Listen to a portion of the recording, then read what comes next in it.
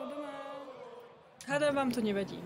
Zorila som zvyšok zo včera, ale podľa mňa sa stále dá zjesť. Zase zvyšky. Nemôžeš navariť niečo iné? Keď som bol v tvojom veku, nič sme nemali zadarmo. Ty len sedíš za tou obrazovkou celý deň a absolútne nič nerobíš. Drem tu jak pes a pozrite sa na toto. Môj syn? No to teda.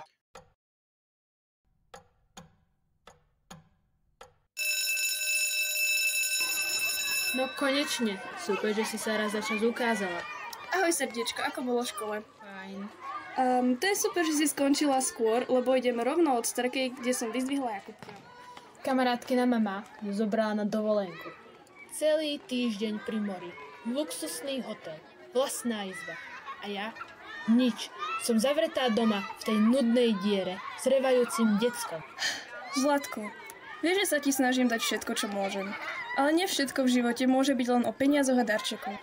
Blá, blá, blá. Keci. Vždy len sľubuješ, ale nakoniec aj tak nič. A mohla by si prosím prestať s touto drzou rečou? Skús sa so mnou rozprávať normálne. Prepáč, madám. Dovolte mi vyjadrovať sa ako nejaká poslušná princezna. To chceš? To sem všetko, to sem všetko, môže sa stať. Nemyslím, to nie je fér, to nie je fér, to nie je fér.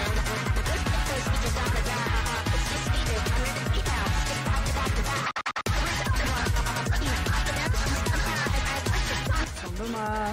Kde sú moje peniaze? Vlastne...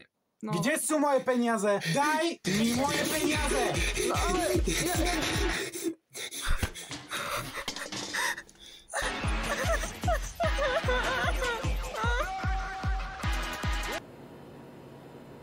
Dneska som prišla skôr, tak som stihla navariť niečo nové. Jedz, Zlatko, pokým nepríde otec. Veď vieš, aký je vždy hladný. Zase ťa odro. Zase to preháňaš. Preháňaš, hej?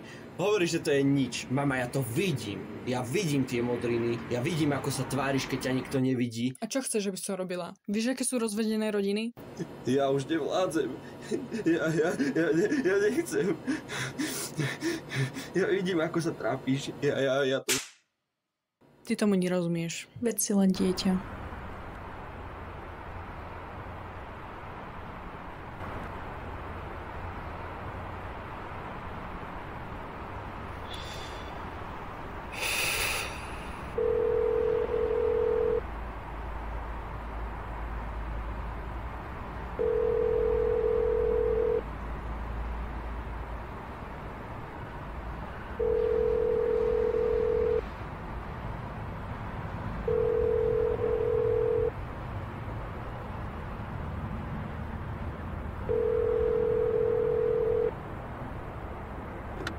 Linka pomoci, ako vám pomôžem?